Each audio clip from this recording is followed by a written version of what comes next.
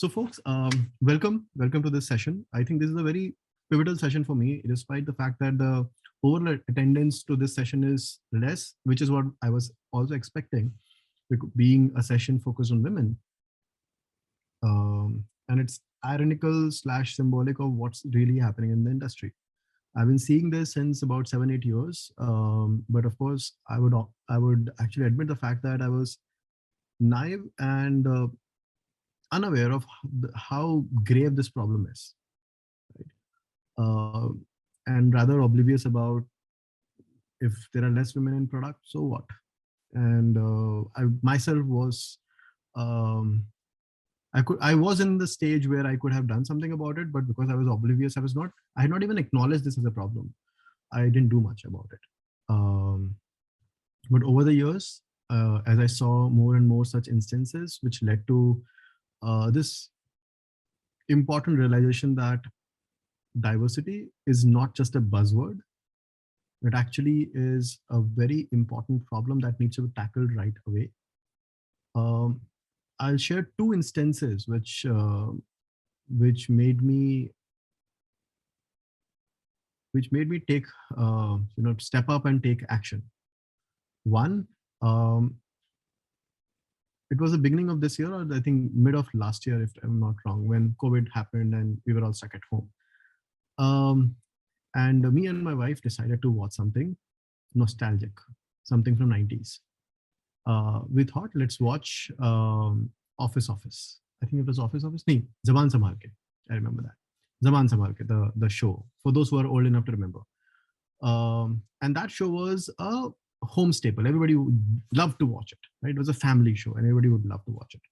We started the first episode. The very first joke was about a peon joking about a employee's short clothes, and there was a good laughter track behind it. And I just imagined like how much we have progressed, right? That jokes, by the way, those things are still there, prevalent, right? सामने नहीं बोलेंगे, नहीं पीछे बोलेंगे. सामने बोलने पे HR बुला लेगा, उस टाइम बुलाता नहीं था, अब बुला लेगा, right? Whether people have internalized that or not, that doesn't matter, but this is what is happening, and I'm sure a lot of you would agree to it or are privy to it. Yeah. And the second instance happened this year, somewhere in the March or April. So Pragmatic Leaders was part of the YC batch Winter 21, and in one of those conversations, actually in a lot of those conversations, what I observed was me and Meera, who's my co-founder. We would be attending these sessions, VC sessions. And a lot of times what will happen is VCs would direct the questions to me, despite the fact that the question is supposed to be for Meera, because Meera is the one handling that function. So for some reason, if there's a male and there's a female who are co-founders, the questions are constantly coming to the male, not a female. Why? And this happened too many times to just say it was coincidence. It's a established bias that I could see again and again and again in so many VCs, right? And what was the triggering point for me in that one of those sessions was one of the VCs asked a question to Meera. So Meera, how are you balancing your personal and professional life? That question could have been asked to me as well, but it was not asked. Why is that so, right? So this is definitely not a one-off scenarios, one-off cases. This is an established systematic bias that exists in the system and needs to be addressed, needs to be acknowledged. This idea of diversity, inclusivity is is acknowledged and understood and being worked upon in the Bay Area, but in India, it is absolutely an alien term, far removed from the general consciousness. In this session, the idea is to actually talk about it. The idea is to discuss these issues that all of us have faced or at least have observed, and we either ignored it or we didn't even realize that this is a problem, right? So I think we need to start from the fact that realizing that this is a problem and needs to be fixed right away. And amongst this discussion, we'll of course talk about product. We'll talk about product from the perspective of the product leaders that we have in amongst us, Sonali, Surbi, and Malti. So enough of me setting up the context. Um, Thank you so much, Sonali, Surbhi, and Malti for joining the session. Thank you so much. Um, I would not like to introduce them directly by myself. Malti, why don't you tell everybody who you are? Sure. Thank you, Talvinder, and happy to be here on this panel with some of the very eminent speakers here.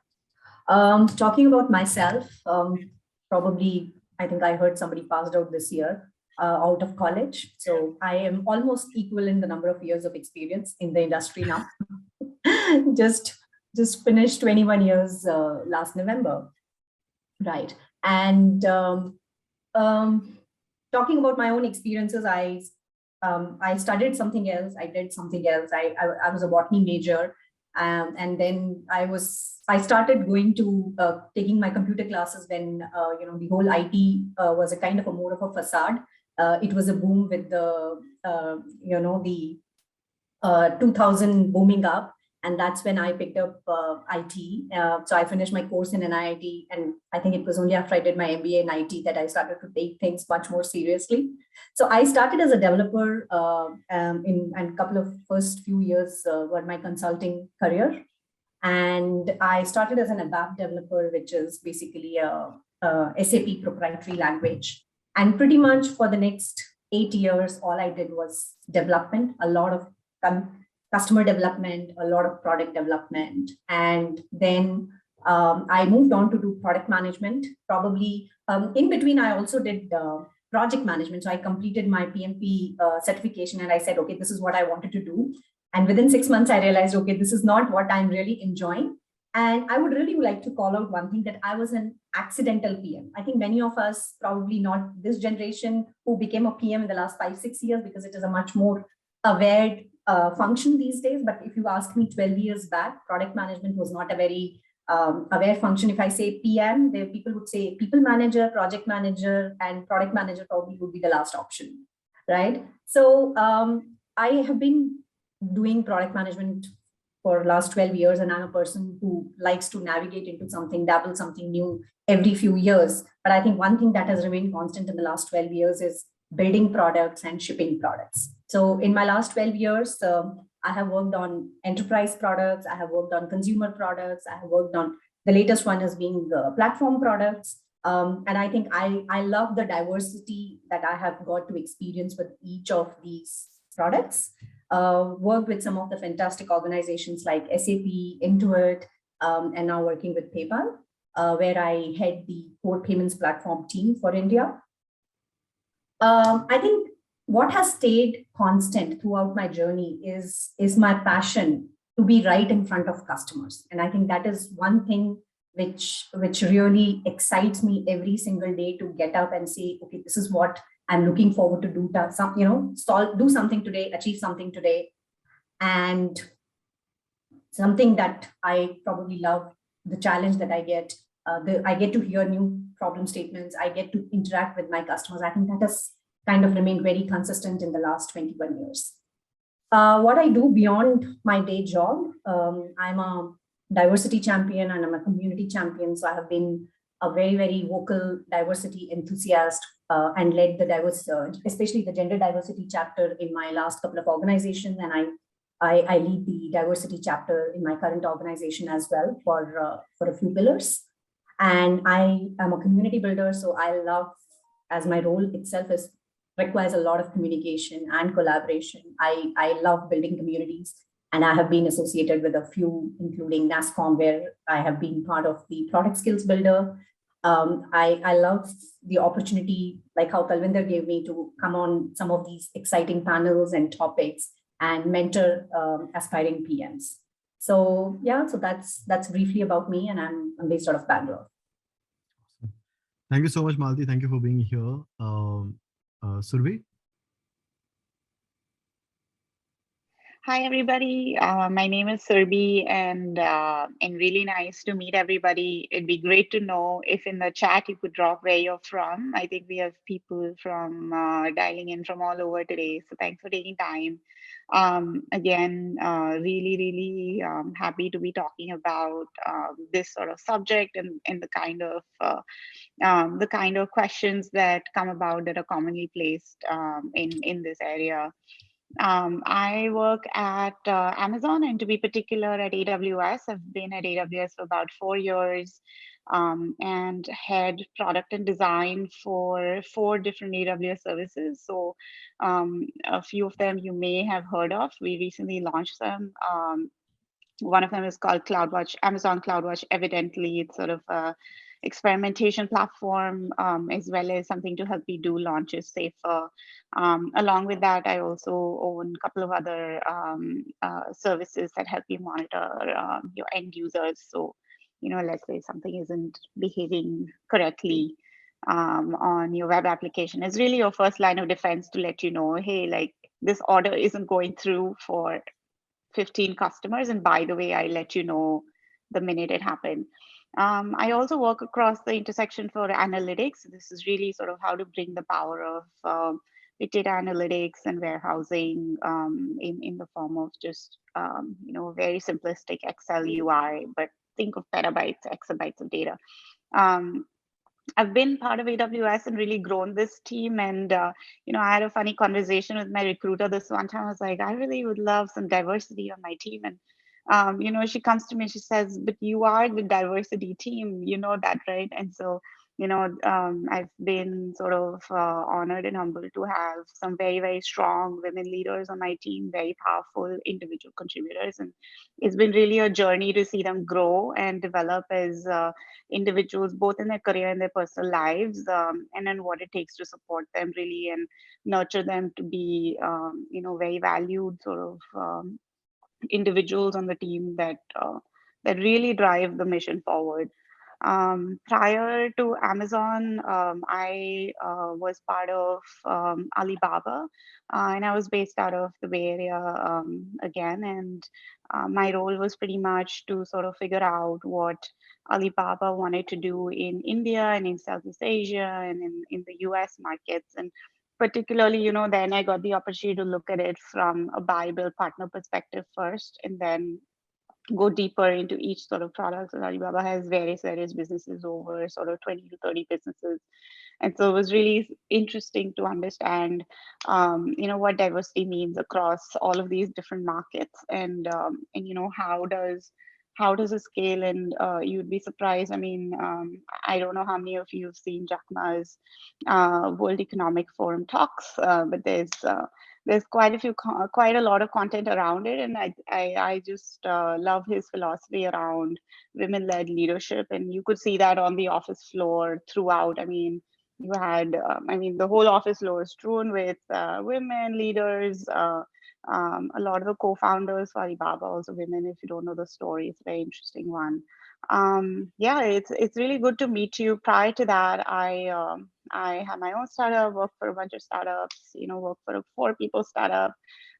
So really been part of several teams, and this specific topic is really close to my heart because I think a lot of I do get reach outs from a lot of people that are just looking for mentorship, both men and women, I think, at the same time. And I think, everyone sort of has questions around it that I'm glad we're having conversations about more and more now across the board. And I hear this in the Bay Area, I hear this in Bangalore, I hear this in New York, in all sorts of organizations of all shapes and sizes. So yeah, looking forward to the conversation today. Great. Thank you so much, Surbi. If somebody is asking for credits, pass them to me. I was. Sonali. Yes. Hey, thanks, Talvinder. And I think it has been a unique opportunity to be part of this panel with, great female leaders here. So thanks for the opportunity. Now, a little bit about me. So currently, I head the product function like for Hyridius, wherein I take care of product management, engineering, data science, and a couple of other functions like product ops and product learning and development for certain product lines of HighRadius. Right? So HighRadius is a fintech SaaS company, and we are very much into the office of the CFO space. And in that, I have worked across several products and grown to take over the automation and intelligence layer of order to cash, the bigger suite of the products. Along with that, I take care of multiple other experience layers across some of the other product suites. So that's a brief of what I do today, right? But speaking a little bit about my journey, so I started as a engineer right out of my college, was a developer, was a tech junkie, loved doing a lot of different kind of projects over and beyond what I got to do during my TCS days as freelancer. So back then we used to go to this Get a Freelancer website and take projects and, try make your hands dirty. So I used to do that. And then in parallel, while I was working with my TCS journey, I also did 2 non-tech startups, kind of very mini startup experiences. But one was into home tuitions, wherein I was trying to give customized training to school kids based on their skill sets. And the second one was into handmade interiors. So that was very interior decor, I would say, not interior design, but interior decor. So those were the 2 part-time stints, which I did along with my techie career. And while I was doing all that during the first 4 years of my career, I suddenly had that calling that, maybe I'm a person who would want to be a creator, and also maybe get into a little bit on the business side of things. I was looking for a job profile like that. And back then, like how Malti was describing, it was very difficult to just get into it without an MBA. And that's when I went to ISB to do my MBA. And I was mentally determined then to join a relatively smaller organization where I can get my hands dirty to begin with in my career. And it so happened that I met HighRadius, got to know about them and joined them. And since then, I have been associated with them. From where it has grown from a 100 people company to a 3,000 people company today. So very humbled by the journey which I have got through in this organization, and also very happy for the career growth path which I have got and the amazing learning which I have got, most importantly, right? Now, beyond the professional life, which I talked about, I have my set of hobbies which keep me sane during my weekends. So I'm like a classical singer, so I do have my YouTube channel. So I sing sometimes during weekends and I post songs out there. I'm into paintings and writing and most importantly, even mentoring, right? So I do get a lot of LinkedIn requests, and I love mentoring people and counseling. So I'm into that. So that's a brief about me. Currently, I'm based out of Bhubaneswar. Because HighRadius has office here and I head the product division at the Bhubaneswar location. I was always based out of Hyderabad and relocated to Bhubaneswar to take this opportunity around 2.5 years back. So I'll pause here. I'm really excited to, take this session forward. Awesome. I think this is a fantastic after effect of remote working, I guess, right? So people from product heavy things are happening out of Bhubaneswar, out of all the places. That's pretty awesome. Thank you so much. Thank you so much for sharing, Surbhi, Sonali, and Malti. I think this is exactly where, all 3 of you came from very different backgrounds, very different upbringing, very different nurture, right? Found your calling and you went out and grabbed it, right? So Surbhi, for example, came from a UX background, did her engineering from India, went to Bay Area, then she did a bunch of things, figured out that what she was doing was product management. And she decided to stick around for that, right? And Sonali, you came from a very different background. Malti, you were a botany person, like very, very unique, right?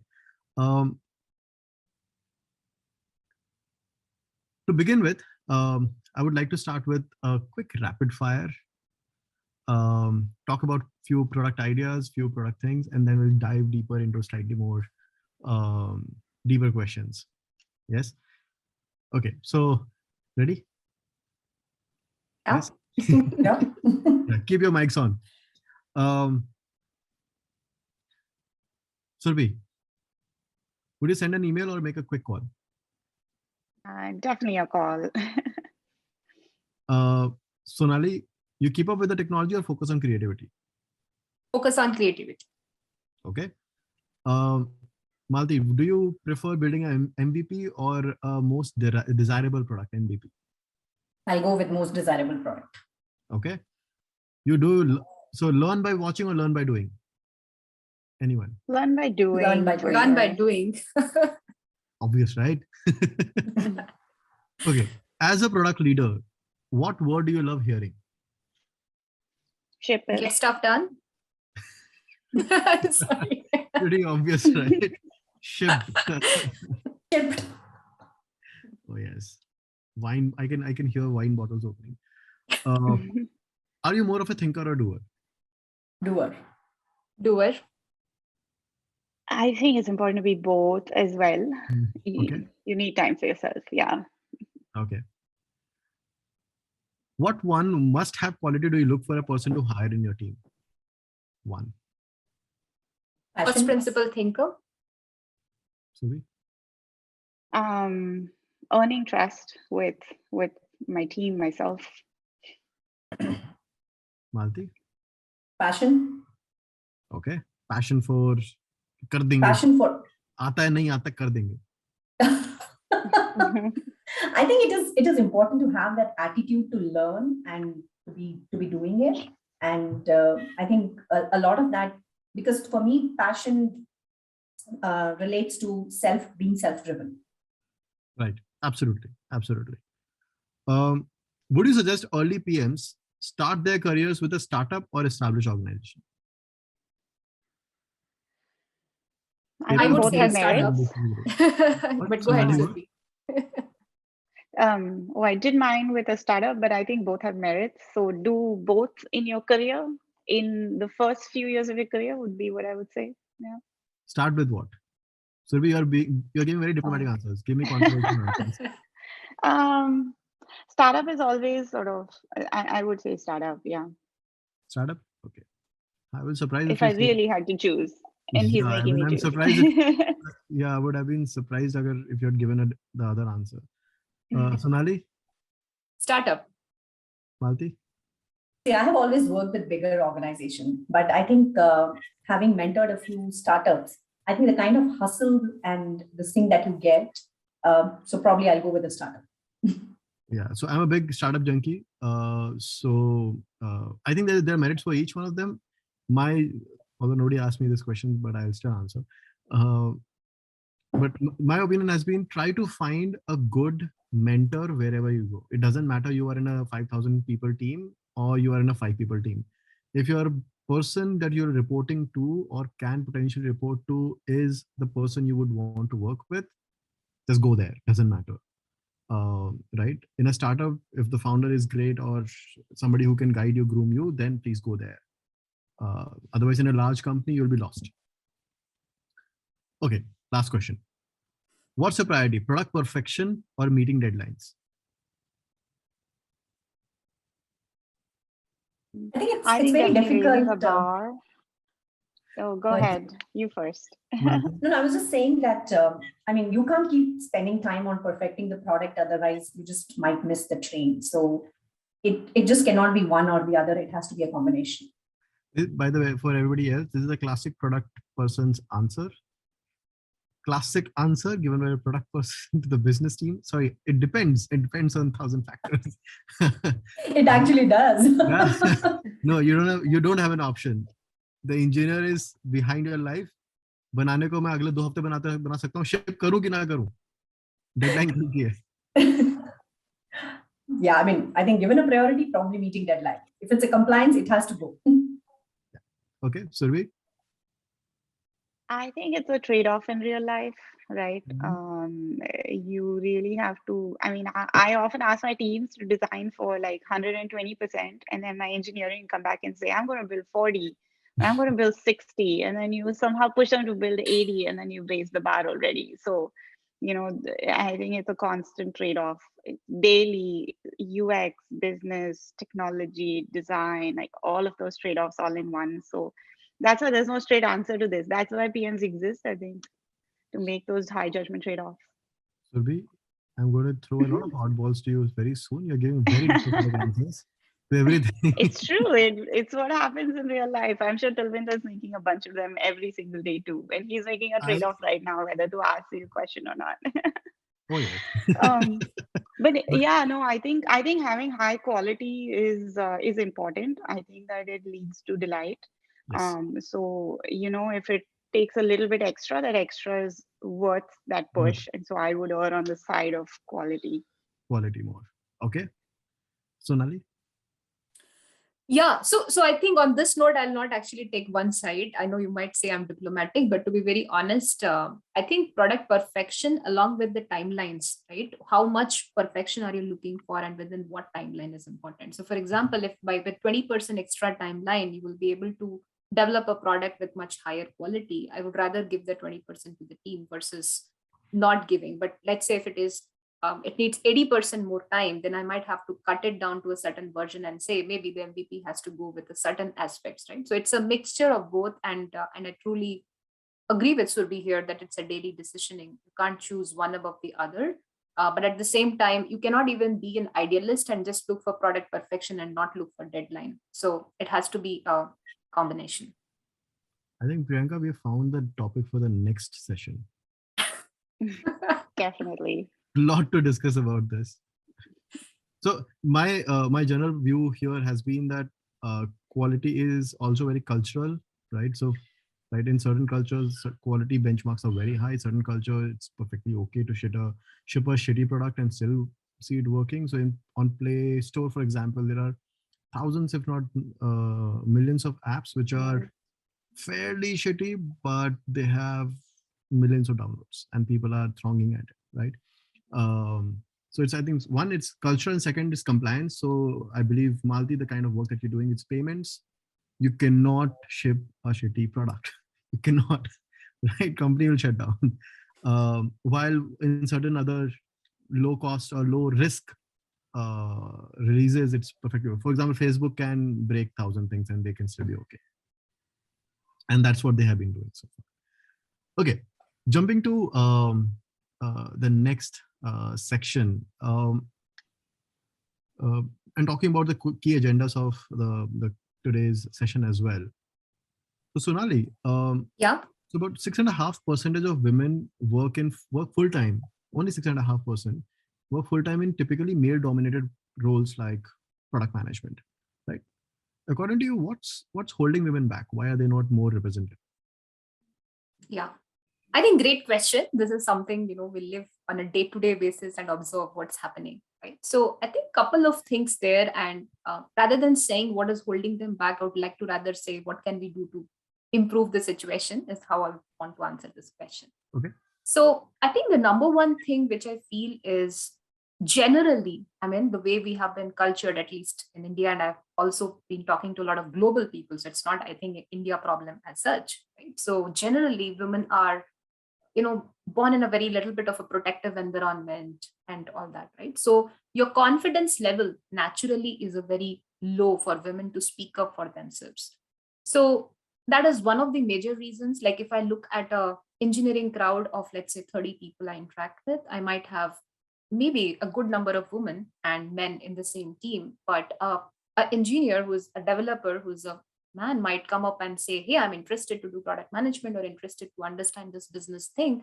But while an equivalently talented, highly analytical woman out there might also be, having all those characteristics, they may or may not want to take that risk because of multiple reasons. Like, hey, would I be really able to do this role? Is this going to be a high pressure role? Would I really be able to live up to the expectations of this role? And then their confidence level droops even before they try, right? So they don't speak up. So my number one message there would be that, what holds them back is their own self-confidence. So can they believe in themselves and speak up, right? Speak up to your product manager, to your engineering manager, or any background you come from, right? Even if you're coming from a UX background or any background, even if you're like a quality assurance QA person, you are interested in something, speak up. Right? And the number two thing is, if you believe in yourself and if you feel that you can do it, ramp up your skill sets, right? Fortunately, we are in a very different era now compared to what it was 10, 12 years back, where, people didn't know what is product management. You did not have materials related to product management on a YouTube or, even on websites like Pragmatic or trainings which you guys provide. I don't think any of these existed before. And now you just have so much access to digital material. So if someone wants to take up a product career, and specifically product management, I don't think anything stops them from learning what it is, right? So the second would be put that intention into action, right? If you're really interested to do something, put that intention into action by learning of those concepts, because at the end of the day, no matter what, no one can stop someone with knowledge, right? If you have the right knowledge and the intention and you speak up, no one is going to stop you. So that is my second most important message there, that, how can you upgrade yourself continuously and speak up for yourself and, get yourself noticed, right? So, yeah, so I think these are the two most important things. And the third thing, given we have a lot of male members also here, my message would be that, such things like 6.5% women, this cannot just happen because of a woman. It takes both the genders to bring in inclusivity. So I think that even for the male leaders and managers, whether they're hiring people, whether they're promoting people, whether they're identifying internal talent, they should look with an open eye. So sometimes I come across colleagues who feel, this is a critical initiative which needs a person to work till late in the night. I think I would prefer more male members over females, because they naturally assume the female will not be able to make themselves available, even if they're a young 21, 22-year-old, right? Or you can even come across situations where I talk to my friends and they'll be like, you know what, I have this important assignment, but unfortunately I have a lot of females in my team. I don't know how people will work over the weekend.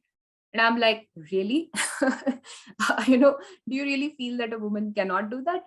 So that's what I'm saying. So that is the third thing which we definitely need to do. It doesn't come from just women, but also from the male fraternity, to be open-minded, to give that opportunity and see, right? Why are you making that bias even before giving that opportunity to the woman? At the end of the day, we should look everyone as a human being versus man and woman, right? So that is my message on this question. I think wonderful points here, Sonali. Thank you so much for sharing. Intention in action. I love that. It's a very, very good, something that people can write it down in front of them and keep it in mind. I think I will also do that for myself. Intention in action. I love that. Malti, I think taking the cue from Sonali here, one of the things that I think recruiters and the founders and the management has to do is about hiring people, right? And in that hiring, I have also faced, I've observed a lot of bias, right? A lot of bias that exists. And there's gender stereotypes, like what Sonali was also mentioned, right? So, how do you suggest we combat this bias and gender stereotypes in the hiring recruitment industry, especially in the product role specifically? Yeah, I think this as I think I'll go back to what Sonali said, right? I mean, this needs to be addressed at a very, very grassroots level, wherein I think getting sensitization across the board, something even avoiding, because I remember one recruiter calling me and telling me, oh, you are a diversity candidate. For sure, you will get shortlisted. So can you just hire a person for the value and the talent that the person brings onto the table, right? You don't have to be prejudiced, or you don't have to do a favor. Nobody needs that favor. The person has come so far based on their own talent. They will continue to do that. So I think the most important thing, Talvinder, that I would say is that, and I think a lot of organizations are making an attempt there, is that across the ecosystems, that sensitization, that awareness, it has to start from there, whether it is the recruiters, whether it is the hiring panel, whether it is even, when you're doing an internal mobility, right? Stereotypes like, oh my God, she's going to go on maternity leave. So should I just, give this position to somebody else? Will she be, once she comes back, she's for sure going to ask for an extension of her maternity leave. I mean, don't make those assumptions. So one of the things which I always, try to do and probably discuss with my male allies is that, especially the sensitization across levels, because sometimes what happens is that from a leadership perspective, they definitely want to look at equity at every level, right? Whether it is at the entry level of an engineer to the women leader. But that has to percolate to every level. It has to go to the first level manager. It has to go to the peers. So it has to percolate. So as a culture, this has to percolate. So those awareness have to be brought in. There are definitely some do's that I would say, which definitely I always recommend, is that I think the most important aspect of gender agnostic starts from the JD that you write. When you are writing a job description, it has to be very, very carefully carved out so that it is not going to a thing. I really want to call out one particular example which has actually stayed with me. This was back during my days at SAP. There was an info developer in our team, and she made one single change, but I think it was very impactful. Whenever you go into any estimate discussions, the first thing you'll ask is, okay, how many man days will it take? Okay, how many man hours it will take? We made that one change that across the organization, that man days or the man hours will be called as person days or person hours, right? And that has been one small change which kind of really stayed with me until date. Doesn't matter which organization I'm working with, and I always make that we are not talking about that. Things like, we see men at work. Why? I mean, we are talking about, we are not 50 years back. We're talking about a more progressive thinking. So it has to culminate at every level, right? So those are some of the examples that I do. And I think the sensitization, the awareness among the panel.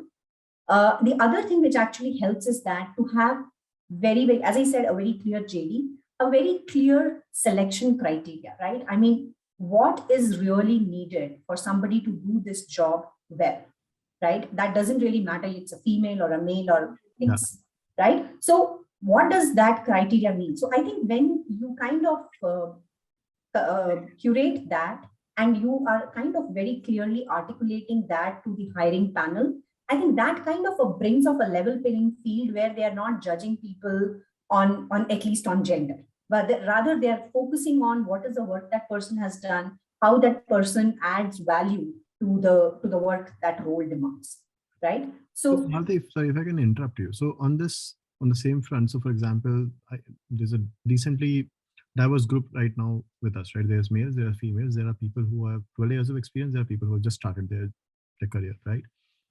What can they do to influence this, right? Right? You, Surbhi, me, Sonali, we have been on the other side of the table where we are the ones who are setting up the stakes, right? What exactly are we looking for?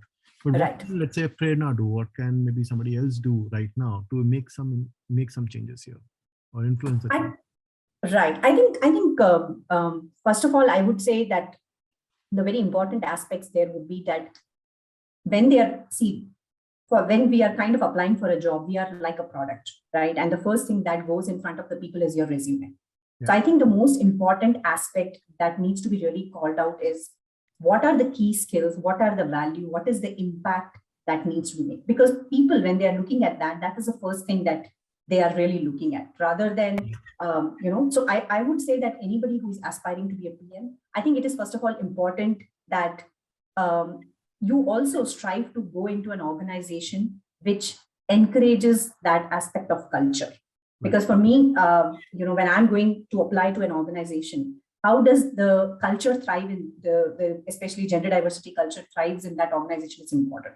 So I know probably at an entry level, a lot of people do not have a choice, but if there is a possibility for you to choose, I would say definitely try to go for such organizations. The second would be, I think, really focus on what is the value that, what is the key skills, what is the impact that you have created, what is that you bring onto the table. I would say really calling that out very, very clearly actually helps to cut out on all the, the faff and really look at how this person adds value to these things. So those would be some of the things that I would say helps to break that barrier and find a level playing field. Got it. Surbhi, would you like to add anything to that? Yeah, I think it's a very interesting sort of subject. I think my learning has been from my Alibaba days, where you walk on the floor and you would see maybe like 40 to 60% of the floor is women. It was just unusually high given all the other places that I'd worked in. And I think it was very interesting. He has a very interesting perspective on it. Women are naturally multitaskers, and so are men, and so on and so forth. But I think, what he was trying to sort of derive was really the fact that by default, certain roles in the organization just require multitasking, while certain roles require heads down focused work. And so I think for someone like a PM, it works tremendously to actually develop this skill of multitasking if you don't have it. And if you're naturally born with it, fantastic. But really, it helps you sort of switch gears between product management, between go to market. There's a customer who's sort of escalating, and there's a partner team that wants to integrate. So these are sort of daily parts and parcels of your life. You also want to sort of bridge gaps, and you want to build these relationships for inter-team communication. You want to work with engineering, with design, and really honestly empathize with all kinds of stakeholders. And I think of course, there are certain types of people, especially women, that are naturally suited for this. So I would say, like, go and apply for that job that looks a little bit intimidating. Go and apply for that startup that doesn't have a single diversity person. I think you might be the one that probably will bring the best balance of skill sets for that organization. And I personally have been to one of the startups we acquired is one when I was working at a startup called Quixie here in the Bay Area. Actually had one woman for I think 17 other men. And honestly, I think she was really the balancing act and the force behind a lot of the product and design that happened in a startup. So there are several success stories. I would sort of say, think of the ROI, think of the product, think of the space, think of the people you're working with, and then of course play these to your strength 100%. Okay, And sorry, then for everyone else. Sylvia, I'm interrupting Yeah. you, but on that point, so you mentioned like women are natural multitaskers, and I completely agree with that. I've seen women working in Pragmatic, and they're insanely awesome. Um, Apart from this, what makes women great product managers?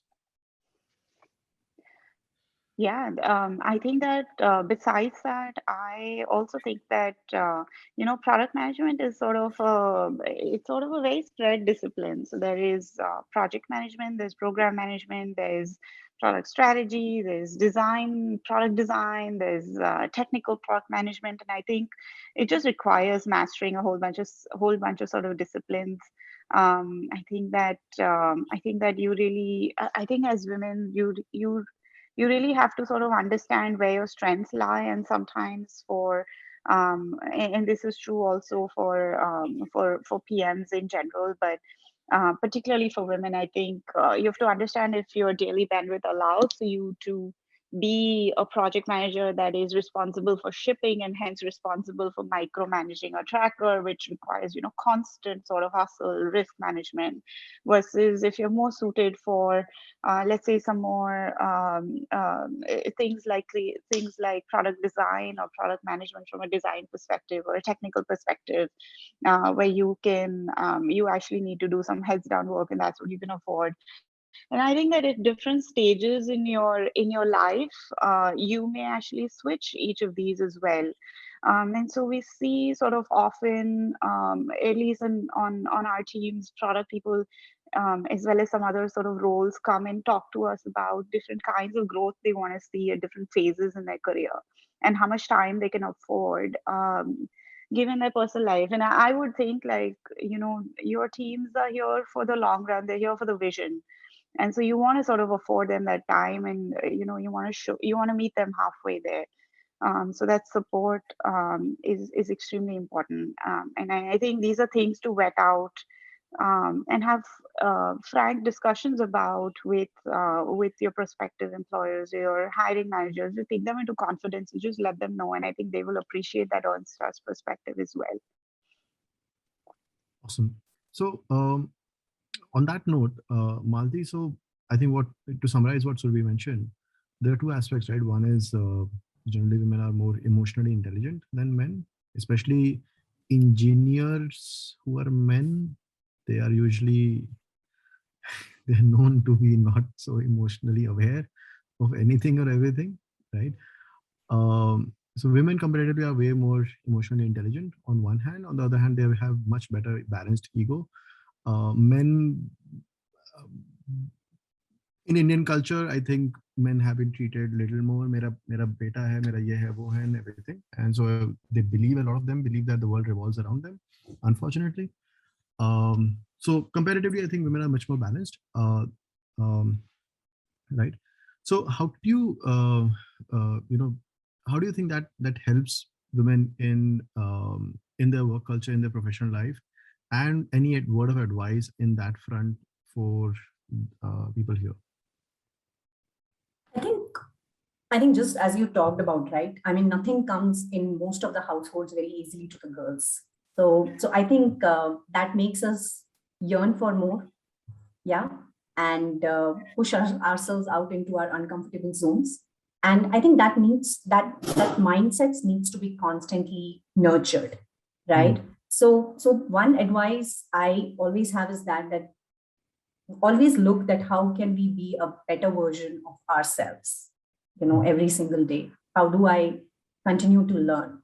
So I think as part of especially in the product world, I think in some of the other conversations that we talked about, there is a decision making that is involved, big ticket item decisions to small decisions that we need to constantly take, right? And as a PM, we cannot attach ourselves very deeply to any of the product, right? We need to continue to keep an eye on the business wherein you have your revenues. We need to keep an eye on how are the customers using the product. So constantly, how do we innovate? How do we continue to accelerate? And at the same time, continue to eliminate what is not adding value. Because time is again only this much, and you need to maximize what you need to deliver, right? So I think in context of a lot of different things, Kalvinder, that we talked about and probably Surbi added, right? I think we are kind of wired slightly better there because we are daily in and out. We are kind of doing that, right? So it comes. For example, you will find a lot of women in program management because it really takes a village to run a big program. And that is a lot of hustle. You need to bring in a lot of people, check on status, make sure that everybody is running at the same pace and not compromising on the quality. So I would say that in the product space, there is a lot of these elements that we are doing.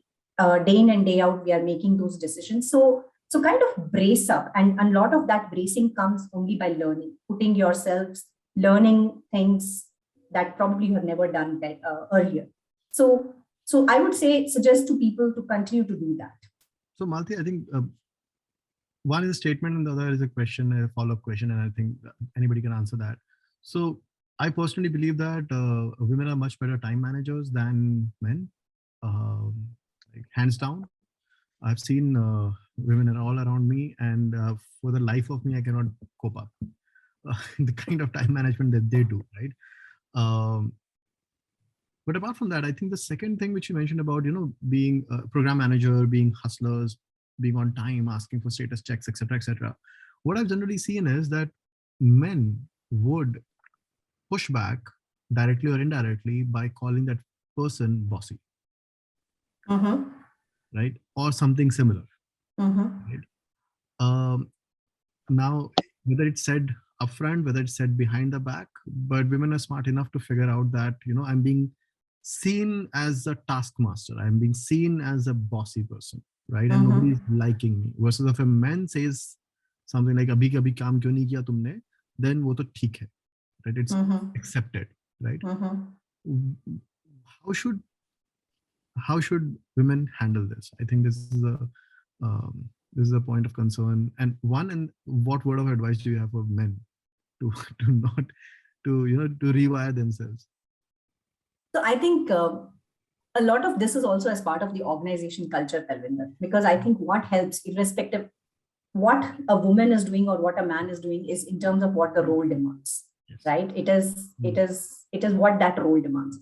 So a lot of times what helps is that and I'm going to a little slightly segue, and I'll come back to the question, is that I think what a woman or a man should always say is that have some very clear diktat or definition of what is expected out of these roles. So when you're having into a project, having some very clear in terms of who's driving and what does that role entail. And when you are in a role, when I'm on the driver's seat as a program manager, these are expectation settings. I think if a woman can be very, very pragmatic and just lay down some of these roles that this is what is expected, I think that constant communication, I think probably that at least sets the bar, right? Now, having said that, I know that the way a man would approach this or versus a woman would approach, we usually go with a more softer, push, saying that we will probably send 2 emails to say that, okay, it doesn't work. And then we will probably get into a slightly escalation mode, then get into a little threat mode. So I would say that, of course, this is again a very personal style that everybody has. But I think one should not get into a gambit of I'm a male or a female, but do what that role requires. You have been empowered with a responsibility. So I would say for every woman out there, if it requires you to be a taskmaster, depending on, I think one very important aspect we are able to kind of get around probably with a more softer push is that we are great at building relationships. Right? And in a lot of organization, work just gets done with this trust and relationship people have with each other, right? And I personally, I believe we are able to collaborate because I cannot keep being a whip in hand and say that, okay, you guys have to do it. It has to be collaborative, right? So I would do that. And at the same time, for the advice for the men, I think, again, there has to be male allies. It is an ecosystem. We all are in this together. We are just doing what is right for the organization. We are doing what is right. So being more sensitive and understanding why somebody is doing what they are doing, I think would go a long way in building that trust and helping each other to push their career forward. Wise words there for everyone. But yeah, I've seen women finding it hard to push their words across. I'll not say but push their words across. There's a lot of pushback, unsaid or said, and it's pretty evident. Even the junior most person might give a look. कि मेरे को क्यों बोल रही है ऐसे? तूने काम नहीं किया. I agree with you on that, Talvinder. So I think this is Sonali here, if you can hear me. So I was just saying that, what you mentioned is very true. And one of the hardcore initial formative years, I have faced this myself, especially because I come across as a very strong personality when at work. And of course, I do have a softer angle to myself. But then when you are a hard-pressed person, deadline-oriented person or a results-oriented person, there is always this perception issue, which you rightly mentioned. But I think what worked for me is 2 things, right? First of all, being aware that people are feeling that, right? Because you like it, believe it or not, majority of your colleagues might be males, right? Or decision makers might be males. So first thing was being aware of that, people feel this way. And then understanding why they feel, right? Why they feel was very simple, right? They have seen women to be more soft, and probably women are expected to be, more on the, not just soft, but also accommodative side versus being a little bit on the other side where you are literally, putting your point forward or being aggressive on your thought process. So that was one angle to it, that accepting the challenge as a challenge and understanding and interpreting what it means. And the second thing was, what helped me was having a very, very detailed, transparent dialogue with all these different people I came across, right? Including the CEO of my company, right? So having a very detailed and transparent dialogue wherever it required. And I think that solved more than 50% of the problem, right? And the third thing, of course, I had to mend my ways slightly to build, because whatever you might say, it doesn't, it's not like, it takes just one hand to make a clap. So it had to be 2-sided. So I did have to make certain amendments or changes in my style to suit the needs of the community or the people I was working with, right? Which was behavioral changes to, how you are putting the same stuff or what they're liking, what they're not liking, and how do you mend your ways. So that was like, and it varies by person to person, right? It's based on the context sensitive intelligence is how I put it, right? So these were the three things which specifically helped me overcome that to a larger extent. So I think it might be helpful for someone who is facing this. Awesome. I think great words here. I think I'll just add a little thing which I mean I have experienced, or the advice that I gave to some of the students or mentees that I had. That on one hand you or the spectrum you have being you, which is a softer person who believes in the niceness of everyone, and that आपने बोल दिया तो काम हो जाएगा, and you don't have to push anyone, right? That's the one naive version of you, softer version of you. And the other one is absolutely a taskmaster, right? A genderless taskmaster जो कि आपकी जान ले लेगा अगर वो time पे काम नहीं किया, right? So on this spectrum, both of them is not going to give us the results. दोनों से काम नहीं होगा. एक short term result दे देगा taskmaster रहोगे तो, but the people will either leave you or you will be asked to leave. One of the two things is going to happen, right?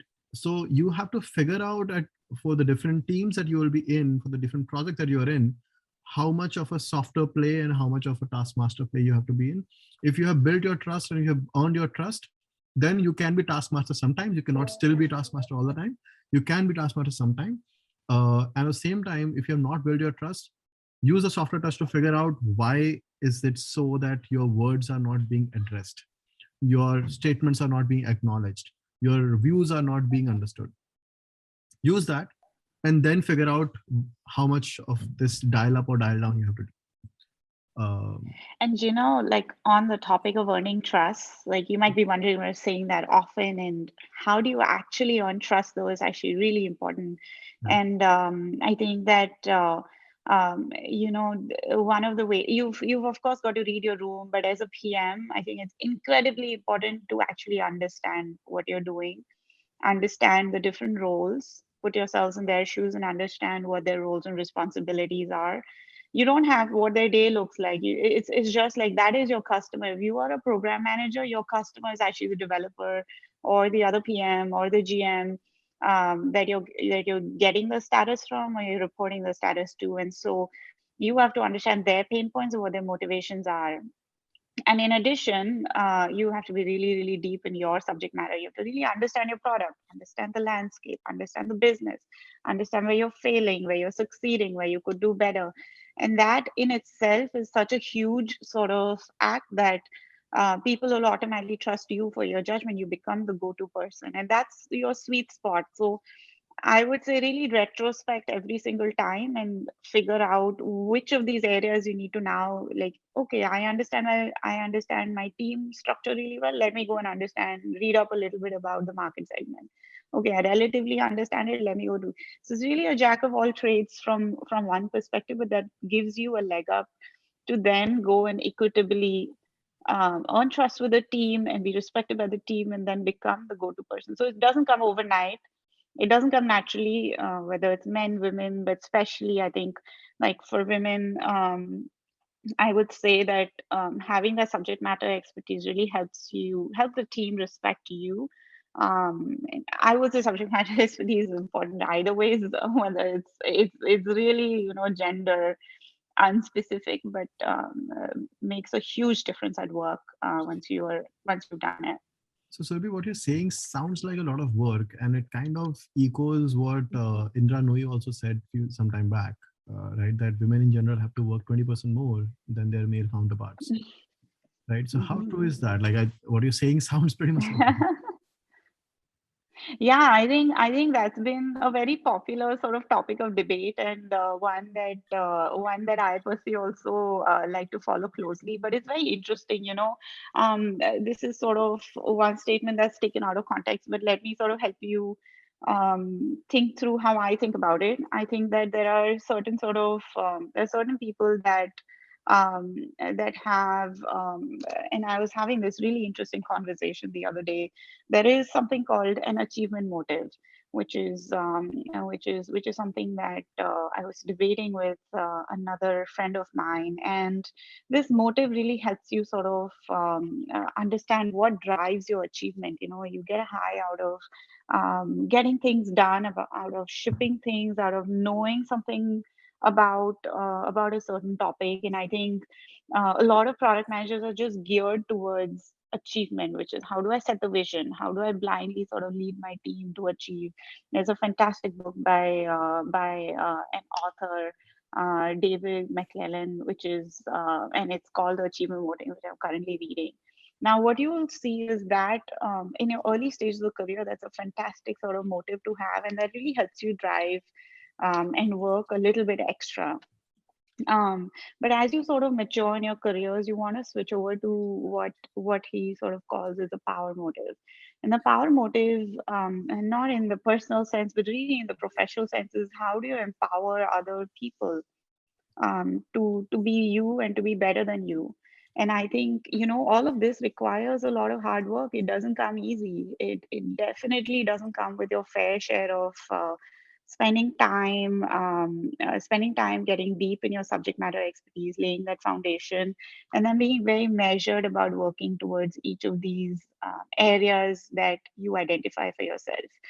I think that in addition, I think there's a layer of complexity. So if you let's say if you are a woman, you've also got to sort of understand, let's say you're very soft spoken. Like I've gotten this feedback many times when I join a new company, hey, you're so shy, you need to speak up. What they're asking you to do is they're asking you to go deep, and they're asking you to build your judgment, build your perspective, and then speak up. Does that mean that they're not giving the next guy next to me the same feedback? I don't know. They probably are. And so the idea is really to sort of weed out your personality from your actual sort of growth area. And so I think like, of course, everyone wants to progress in their careers, and with higher responsibility comes more work. The point is, how do you sort of manage it? And I think that's what Indranui is referring to. Is personally for me, I work really hard, but she's also a CEO, and so that's like a good bar to look up to. At the same time, you've got to understand what your role entails. Do you need help? Can you ask for help? If not, can you find a mentor who will teach you how to ask for help? Who will say you're oversubscribed? And so there are lots of mechanisms. I'll round off with 2 points. I think one, there are lots of mechanisms to understand if you're oversubscribed, if you're working too hard, to not that hard. One is have a central stand-up tracker for all the items that you're doing. Rate them, rank them, understand how much time you're spending on each one of them. Be very granular and very measured about it. If you're out of the office for 2 hours, add that in, because that's 2 hours that you're not working. And I think that will really week on week help you sort of understand how much you should subscribe to, and also give visibility. It's just such a simple, transparent thing to do. And I think you could sort of drive that change to include more and more people into that planning process. It works incredibly on Teams. The second thing I would do, and this is something I learned at Amazon, is just have a very equalizing culture. And what I mean by that is, regardless of your role, especially for PMs, the writing culture has really been sort of a gender neutralizer for us, because what happens in Amazon is, let's say you want to propose a new feature, you write something called a 2-pager or a 6-pager, and this really is a very in-depth, thorough analysis of what you're proposing. And what that does is, now when you go into a meeting, you are taking that document. Everyone spends the first 20 minutes reading that document and adding comments in. And then, you go sort of one by one and just address all the questions in a verbal manner. So the idea is, now, regardless of who's written the document, everyone's sort of getting a read. Everyone's sort of looking at the same set of information. I think this works beautifully in cultures where you really want to sort of equalize. We really want to equalize and separate out the actual work from, these kind of unconscious biases that come into play. Very nice. I think very good action points there, Surabhi. Writing things down in general, right? And doing a personal stand-up on a day-to-day basis. I think that helps. For the rest of the session, I will be asking a bunch of questions, and I mean that's what I've been doing so far. But next session is all about getting to know each one of you a little more, little better, and asking some slightly more personal questions, although in the professional context. Um, and folks, you will be getting to ask questions in about 10 minutes. We'll be opening up the session to all of you to ask questions, whatever you have addressed, whatever you have handled in your life. Um, uh, so, Sonali, Yeah. so generally being a leader is a lonely job, right? There's only so many people who can be leaders, and that too, as a female leader, it becomes even more lonelier, right?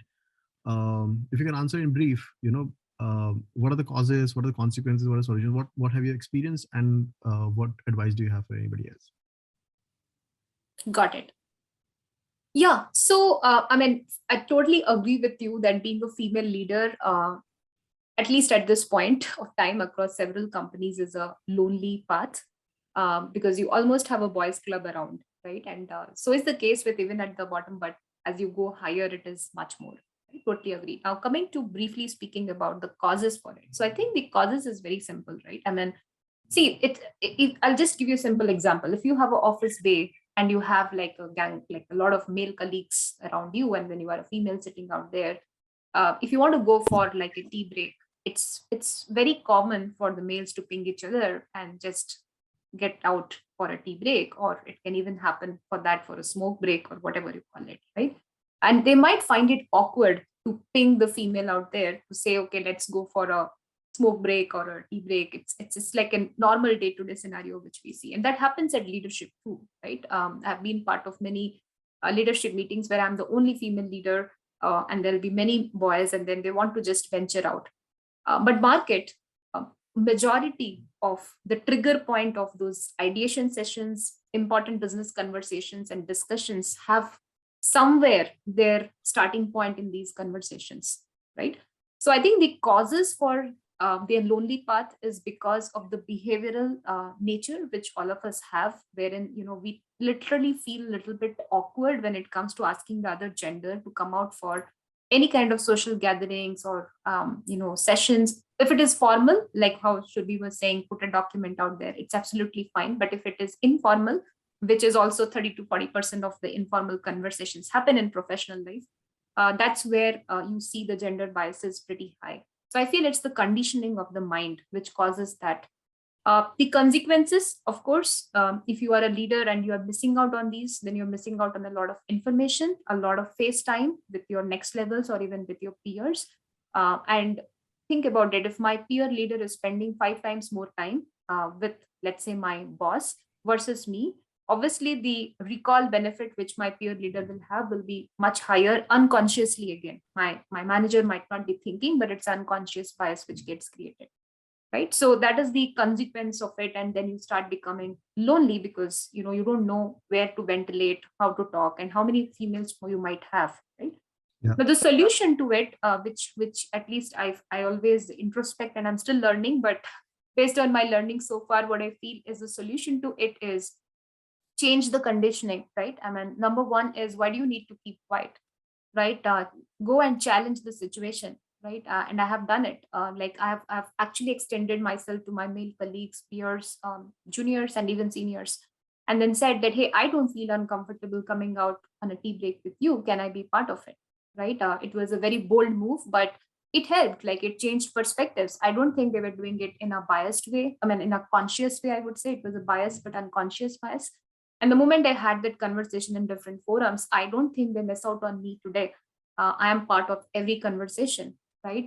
There was a party where I was missed out unknowingly because everyone there out there was males. I actually called up my manager and said, hey, can we go for a Starbucks coffee? And, I just wanted to know why was I missed out in the Starbucks conversation. And then after that, I made sure that I'm never missed out, as an example, right?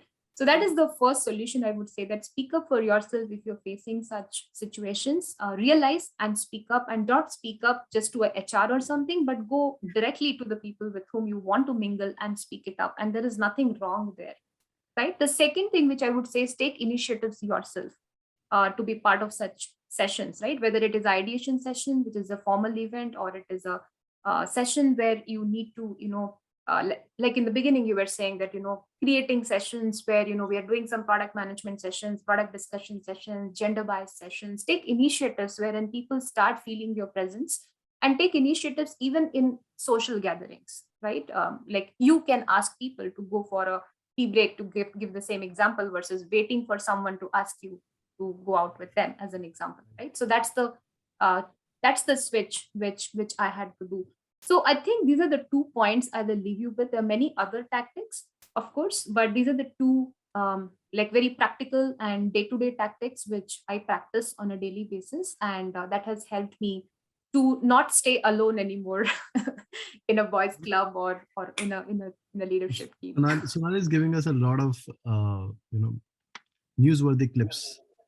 Right? Intention in action, and now speak up. I'm loving that.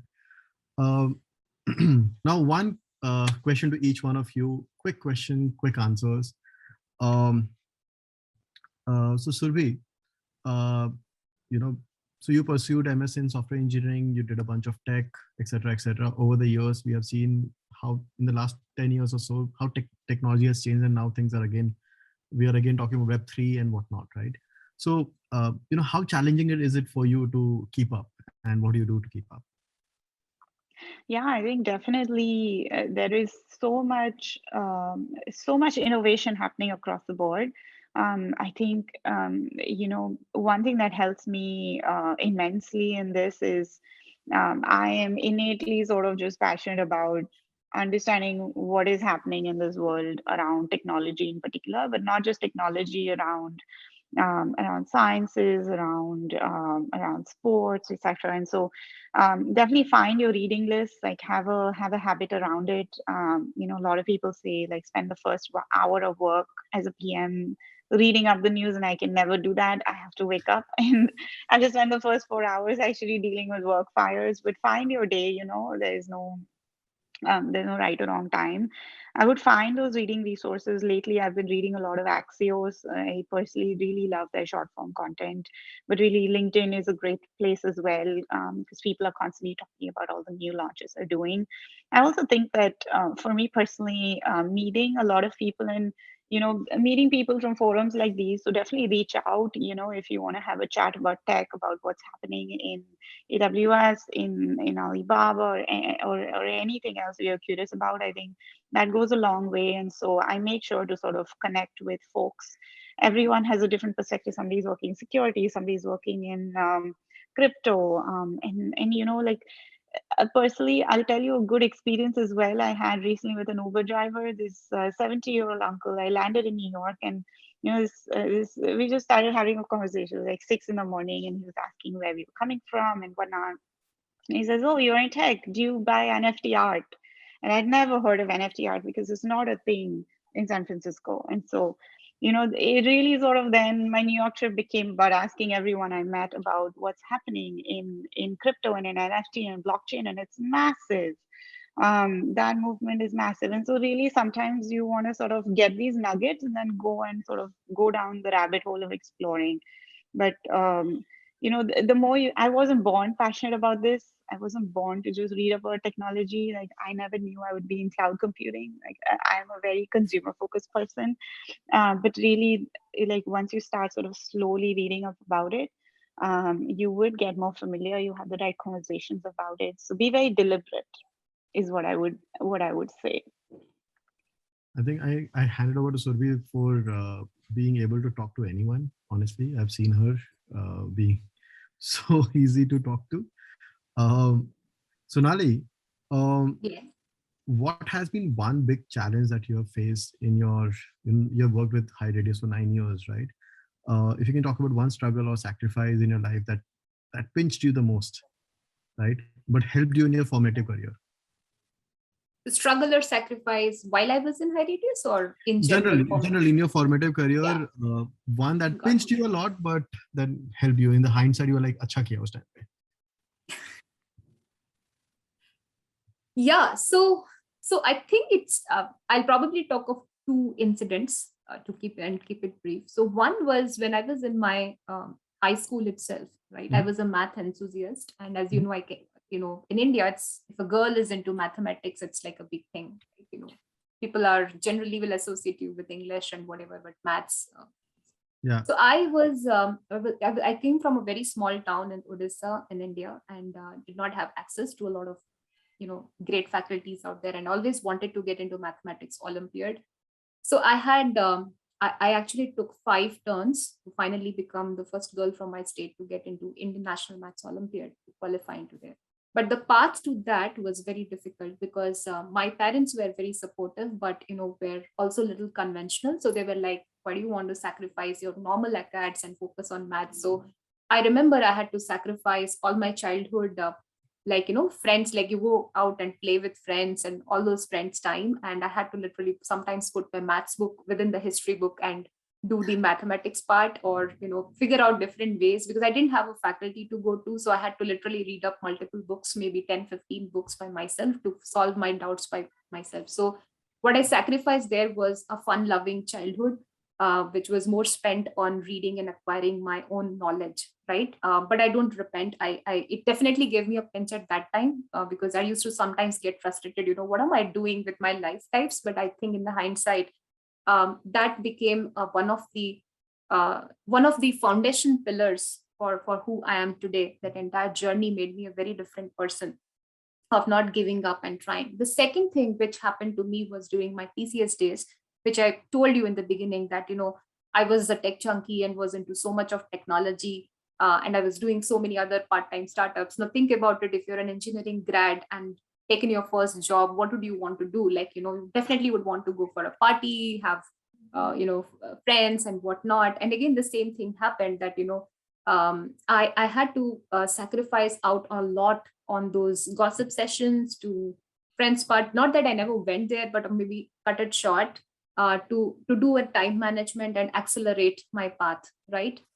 It did pinch me a lot of times when my friends used to reach out and say, "Hey, what's happening with you?" kind of, and "What are you doing?" Because I never saw early success at that point. It was like, I'm just trying. But I think those were the two um, big journeys which I feel that have made me who I am today in my career. Got it. So Thank yeah. you so much for sharing that, Sonali.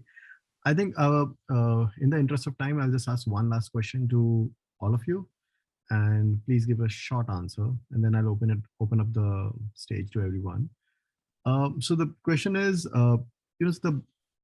with women, the biological clock and the career trajectory, the career journey is always in conflict to each other, right?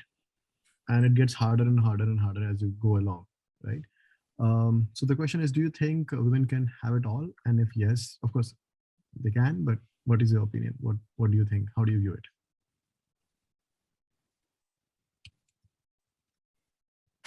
Yeah, I think absolutely. I think, your career is sort of a long-term game when you really honestly start thinking about it.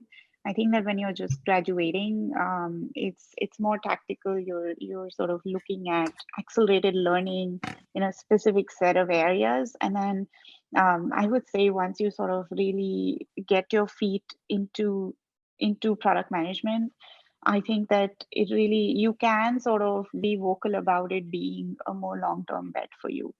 And, hiring manager and managers and good people on your team are receptive to that, because you'll find them also relating to that journey oftentimes. If you don't find them relating to that journey, getting a mentor, getting someone else in your organization or outside to sort of coach you on how to approach these topics is really important. I think that it's very easy to, it's very, very, very hard to find the right talent. It's very easy to lose talent equally. And so, think of it as sort of everyone wants to work with good people. And so everyone will work extra hard to retain good people as well. So, don't be shy if your organization doesn't have support.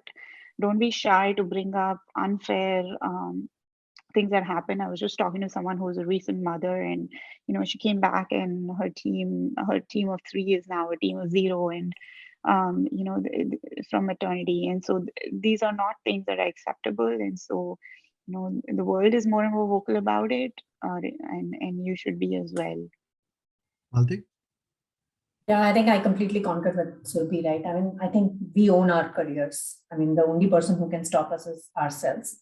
And I mean, whether it is at home, which is kind of, asking for help, because you obviously, I mean, we all would love to be super woman, but then there is only 24 hours a day. There is only this much all of us can do. So for me, it is absolutely fine to ask for help, whether it is your family, whether it is your spouse at work, whether it is your boss. But all I'm saying is that ask for help. At the same time, seize the opportunities, right? Because and of course, for that, it might require that you are probably taking a stretch assignment, you are probably spending some extra hours. And I think in all of our careers, we cannot be in an accelerated mode all the time. There are different phases of our career when we probably have to step back a little bit, maybe to let our spouse accelerate so that they can progress in their careers, right? But I think having a holistic view of the balance and seizing that opportunity and not shying away from taking those extra responsibilities, whether it is taking an additional feature, whether it is just shadowing somebody, being part of those. A lot of companies these days are running those programs, right, where they give you opportunities to shadow leaders, where they are helping you to probably get those interventions, whether it is in your early career or mid-career. What are those blind spots that would probably need some coaching to move on to the next level? So one thing which I find is that women, a lot of time, they have those imposter syndrome that can I do it? Can I not do it? This program will require me to push 3 hours extra. Will I really have? I'm already stretched so much. I think sometimes we just have to sign up for it, and probably we will be able to squeeze that time. So I think we need to shed those inhibitions and we kind of deserve all of it, of course. Why not? So I think we should just go ahead and ask for help and seize the opportunity. Seize the opportunity. I think on that note, I will open up the audience. So folks, sorry, I have, like I said, right, men are not good time managers. And I'm a good example of that. I should have finished this by now, but I would take up another 5 minutes to let everybody ask questions. I have a couple of questions right now. Marissa, your question has already been answered. She asked about why you think this industry is predominantly male and what are the some root causes in your opinion. I think we addressed that right in the beginning of the session. The video will be out soon enough. Melissa, if you missed that, you can please go through that. Deepa is asking a question. If you have to advise your younger self 10 or 15 years ago, do you think they're that old, Deepa? I'll not go there. But anyway, one advice that you would give when you are graduating, your graduating self, what would that be? Seize the opportunity, Malti? Absolutely. I think I would say dream big, right? Because that would be my mistake. So Nali? Be deliberate. Be deliberate. I think. Okay. Yeah. Okay. I would say explore the unexplored. And intention in action. That is.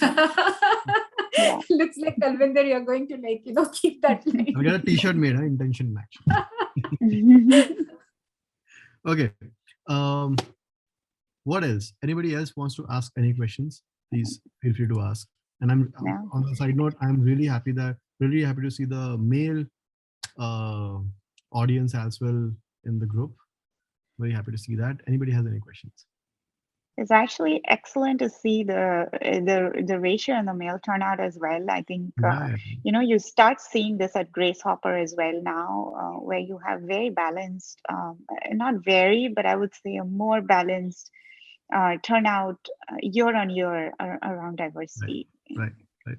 So I'll give a priority to the people who have switched on their cameras. So Prerna, shoot. Yeah, so I've added my question in the chat box as well. Suggestions for any no-code communities for product. So first question is that. Second question. I think the answer to Yeah. that is very straightforward.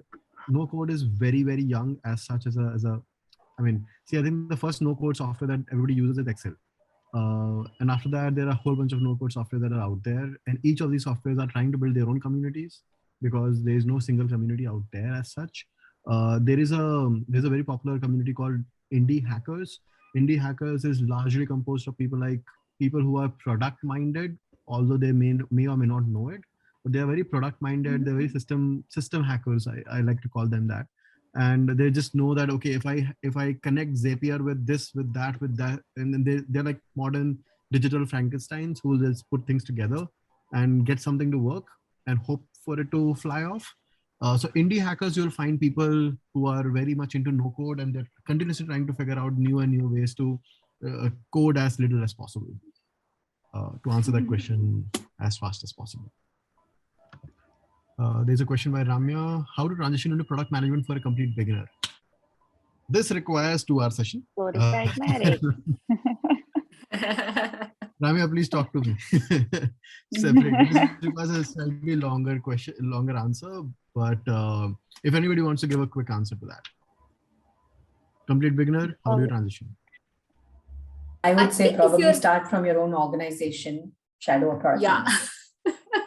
Exactly. I think we were saying the same thing. So start with your organization, shadow somebody, gain that perspective, realize, do you really want to do it? Because it's a very painful job. Pays you decently well, gives you a lot of confidence, etc., but it's a bloody painful job to do. So figure out if you really want to do it, and then if you really want to do I've it had and you're that. able to figure out, pay somebody. Pay somebody. Yeah. I've had that in class. I was taking the basics of product management, and then towards the end of it, one of my students comes to me and says, "This is really hard. I think I might just do software management, software engineering." And she's Software a great engineering. engineer right now. So sometimes not for you. So know that. So learn the basics and then read that out. Correct. Balachandra? You have a Yeah, mail asking a question. Yes, my question is to Malati. I think Malati and me are in the same. I'm in the same boat. I've been a PMP as a project manager, and due to the interest of design thinking and product management, I moved to the product management. So I just want to know how to grow big in this product management, because worked for 15 years in the industry, and moving to a product management will be a product manager will be in a completely different ball game from the service delivery. So I just want to know from the words from Malati. Okay, I just wish there was a pill which we could take and get into it. But Balchandra, I mean, if just to kind of think loud, right? I mean, going back to the question, I think working in service industry, especially consulting, equips you with a lot of strengths which are also needed for product management aspect.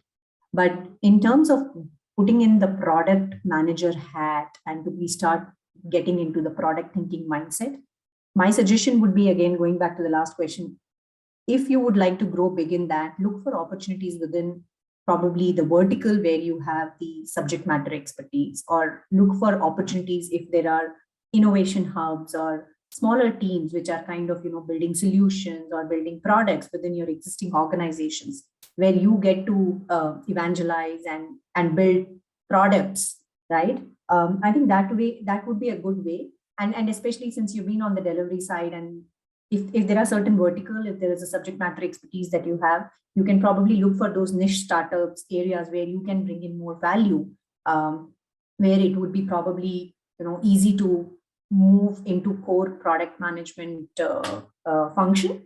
And of course, like any other profession, growth in product management also comes with the more and more products that you build, more and more products that you ship. So there is no accelerated path there. So that is what I can think loudly right now. Does that answer your question? Yeah, thanks, Malati. Yeah. So on that note, folks, we are out of time, and I am the only person responsible for that. Yasha, I can see your hand, but what we have done is there's a WhatsApp group that we've created, and Priyanka has shared the link of that in the chat. Please have a look at it. So this is purely for women in product. Anybody who's interested in continuing this conversation, continuing this thread, and we are going to conduct multiple such sessions in near future, talking largely about the issues faced by women in the workplace, especially in product, things to handle, and at least be a space, be a sounding place for the issues that you're facing, or how to handle this particularly pointy problem. Please join this WhatsApp group, and the rest of the questions can be asked there. I'm sorry for not giving you ample time, but hopefully this is not the first session. We'll be having more sessions like this. This is the first session. We're going to have more of this. So at that point, thank you so much for joining on a Saturday night. So I'm glad to know that just like me, a lot of you do not have a life outside of work. Good to see all of you. Thank you so much, Sonali, Surbhi, and Malti for joining. Thank you, Prerna, for switching on the camera and staying throughout. There were more faces to see. For everybody else, try to switch on the cameras. It's very, very, the session becomes a little more energetic. Thank you so much. It's a pleasure. Okay. किसी को बुरा लग गया, वरुण को बुरा लगा. Hi, Varun. Thank you so much, guys. Have a good Saturday. We can't hear you, Varun, if you're speaking. Sorry. Oh, sorry. I said I'm in a car. So yeah. I was kind of following. That's still okay.